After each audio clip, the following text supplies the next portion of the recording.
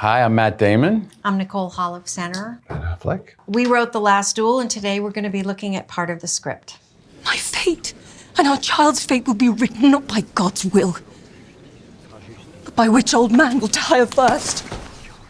Right here it says white production draft. The locked production draft that you do, and as you make changes, rather than print an entire new script for all 200 crew members, however many there are, you just reprint that page and you change the color. So the next color, I think, is blue, and you get these blue pages, and you'll kind of stick them in and replace these other pages. And so I've been on some movies that end up, going ochre. through. I mean, You don't want to get to ochre. I've gone all the way through all the colors and back to white, and then back through again. Wow. Yeah, and It's a lot of rewriting. You have a rainbow-looking script, and that usually doesn't augur well for your picture, but sometimes it can work. This scene takes place right when Marguerite finds out what the consequences are of the duel. Towards the end. Towards the end, as you can see, the page number is 123. Generally means too long. Your movie's too long.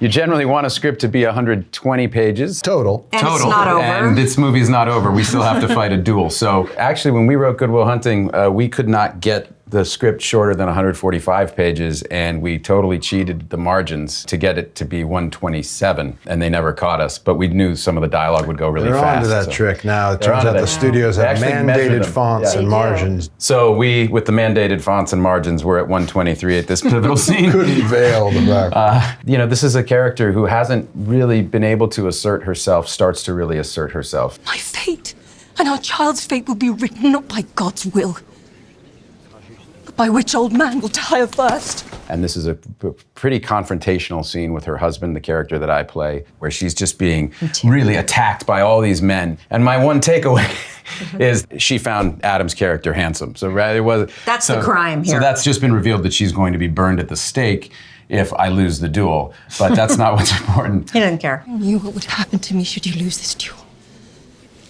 You knew and you didn't tell me. It's kind of where all the themes sort of intersect, and all the things that have been buried are revealed. Among them, that Carouge, Matt's character, is actually only not heroic, but utterly self-centered, self-absorbed. I begged you to find another way, and now I might be burned alive.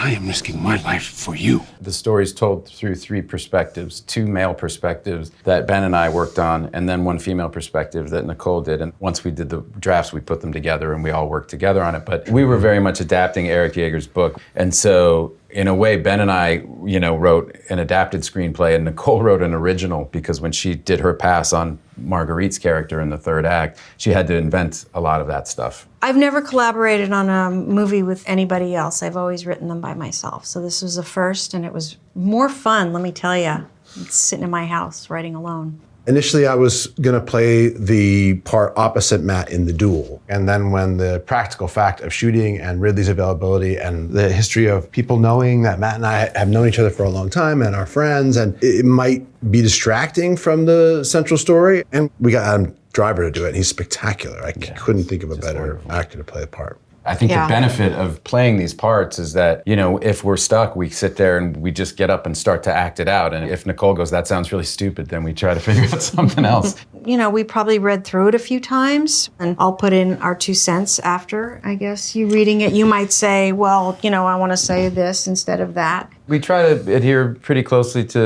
the script, but sometimes there are small changes that happen on the floor. This one, I think there was You Love Your Honor. I think we might have changed that to It's Your Pride. We really wanted to underline this idea that you're blinded by your vanity. But ultimately, she's trying to expose that by saying you're prideful, and You're doing this for your own for reasons. your own sake, your own, what we would say, your ego. You are risking my life so you can fight your enemy and save your pride. This is another line here that changed from God will protect those who tell the truth to God will not punish those who tell the truth. God will not punish those who tell the truth.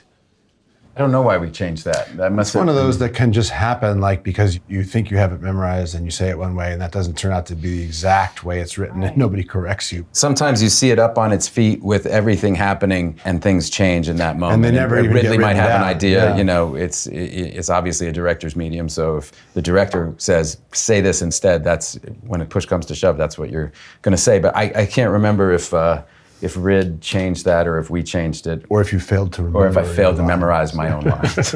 Because ultimately, you're writing. You have to write for the director, because if you're not writing what the director wants to make, they're not going to shoot it. They're not going to make it. It's not like you can bend the script, and so you have to be working in concert. We always said with that the when we director. wrote Good Will Hunting. We said that like a screenplay isn't really anything. It's like a blueprint for an architect. You can read it on its own, but that's not how it's meant to exist. It's meant to be a stop on the way to something bigger and better, and so the director has to be a part of that to make it what it's always intended to become. I write for my mother. Does she read your screenplays? Yeah, I need her approval. Does she give you good notes?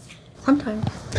We were just moved by Marguerite's character's heroism and journey. And I think we came to appreciate that, life is better when you work with people you love and you admire. It's the case for me with both Matt and Nicole. And so it was like a wonderful opportunity. And it was just as even more rewarding in a way than I thought, and a good reminder of it's wise to focus your life in areas that are rewarding, not only in terms of what you do, but who you spend your time with.